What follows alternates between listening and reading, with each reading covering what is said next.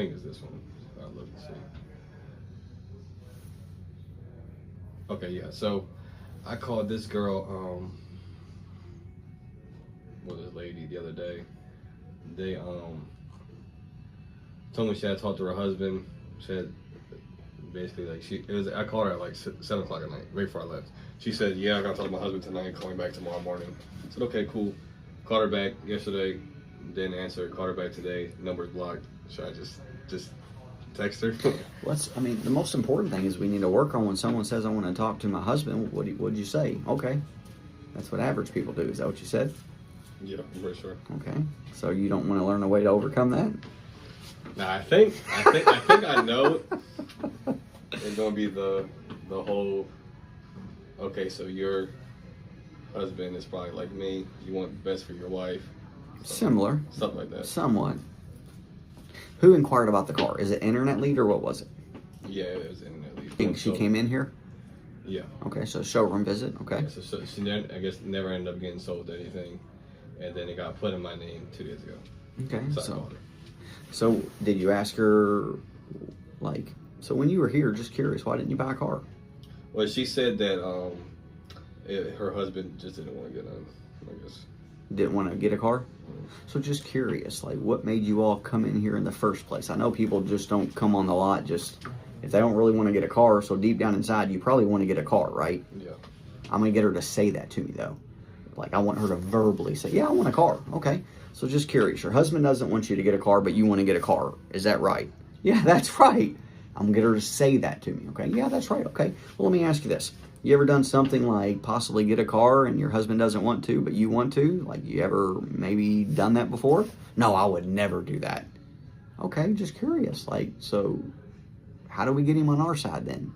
Yeah. Or she'd be like, yeah, I've done that before. Well, then let's do it again. And if she says no, then what? If she says, no, I'm never going to go against him. Like my wife, she would never buy a car without me. Yeah. For a fact. Makes sense.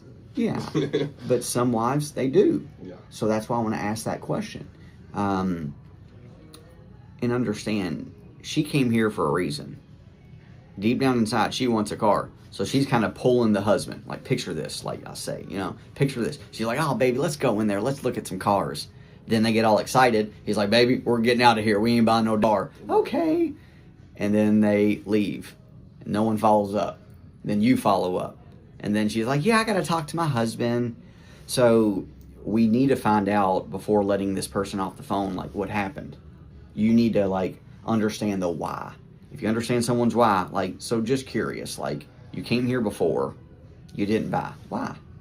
I need to figure that out. However you want to phrase it, question-wise, I need to figure that out. And then your husband basically said that, no. So you want a car, he doesn't want a car. Is that right? Yeah, that sounds about right. All right, perfect. So just curious, are you open to possibly getting a car even though that he's not on board? No, I would never do that. Oh yeah, I'd be open to that. Then let's do this. Let's schedule an appointment. No, I would never do that. Then I got to figure out how to win him over. So then I'm going to be like, so what's his main concern about not wanting to get a car? He just doesn't want to have a high payment. Okay, so what kind of payment do you all consider high? Well, $700. So what can you afford? $500. Okay, so if we can get you a payment at $500, would you buy it? Yeah, I would. We can get him on board for that. Yeah, we can do that. But I would never know that if I didn't really figure out their why and ask questions. Yeah. Does that make sense? Yeah. So this is what happens. Average people, when they get hit with an objection, they freeze. Okay, just talk to your husband. But you need to overcome that stuff. You can overcome it. You basically postpone, pushed off overcoming the objection, like a stiff arm, like football, yeah, keep it away. It's going to hurt you more than not. Because until you really overcome it, you're not going to sell them. Yeah. You have to overcome it. So I guess just ask why for their objections. Or at least see why you they're gotta objecting. I don't care. Understand their side of objection. You need to understand their why. Yeah. And understand, there's different questions that you can ask that are more effective than others. I'm probably going to ask better questions to you because I've done it long enough. Yeah. But at least you will figure out her why. Instead of just saying, well, I got to talk to my husband. Okay, well, just let me know what he says. Yeah. Deep down inside, do you, like, anything in this world that's really worth having, it's worth fighting for, right? Would you agree? Mm-hmm. So a deal, is it worth fighting for? Yeah. That's what you got to do. Like, you can never be the one like, okay, yeah, you just showed me numbers face to face. Yeah, I need to think about it. Okay, well, have a good day. Do you do that? No. So why'd you do it over the phone? Like, my big thing is like, then I like okay, yeah. Then I hang up. And then I'm like, why? Like, why didn't I ask? Like, why didn't I do this? I'll tell you why. Because you're not programmed yet. Your brain's not programmed. You were a Marine. You were a machine. You've done the same thing over and over and over and over and over and over and over a year for how long? 5 years? Yeah. Okay.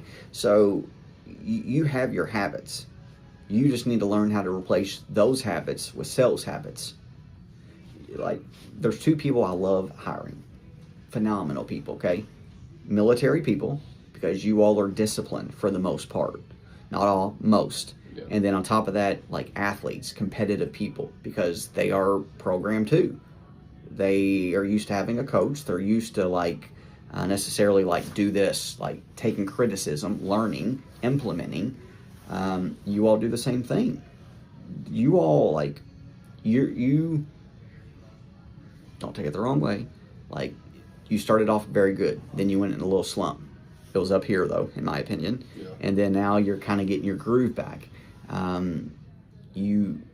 The one thing that no one can match you on here, and I know it for a fact, is your work ethic.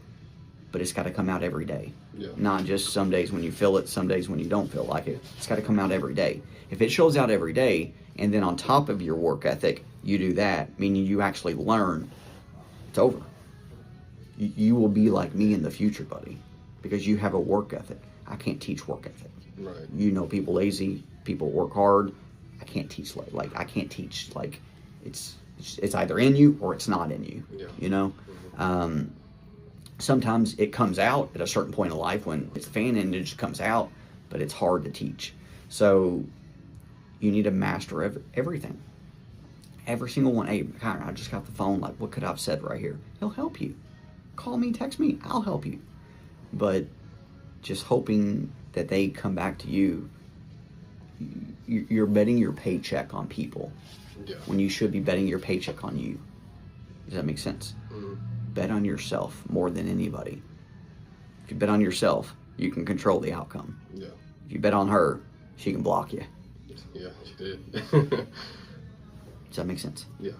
That's what I would do, buddy. Every single thing. So let's work on the husband, okay? You know, like, there's...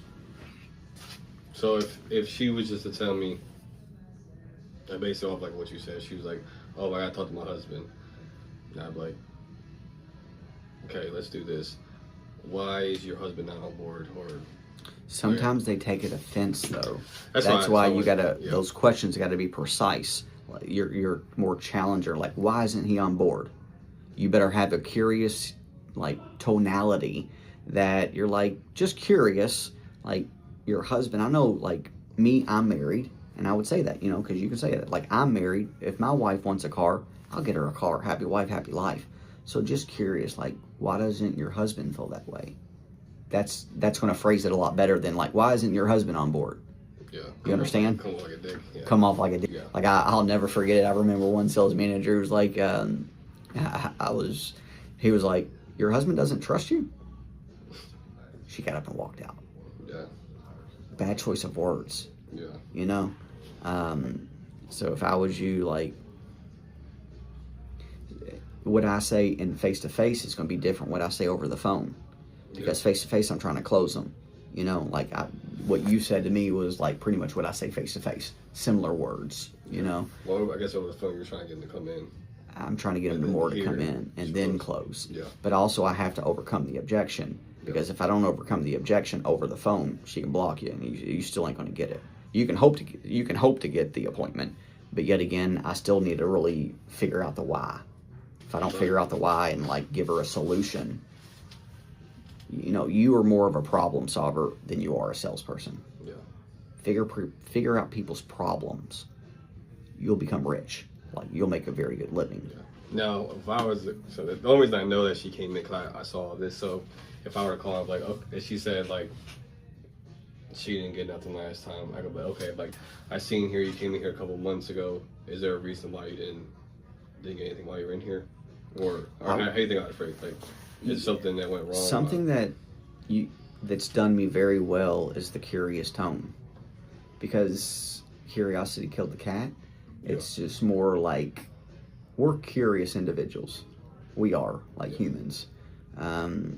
That's why it's always done good for me, is like, I noticed you came in here, you notice how I paused it and kind of, I noticed you came in here 6 months ago, and like, I'm curious, like, why didn't you get a vehicle?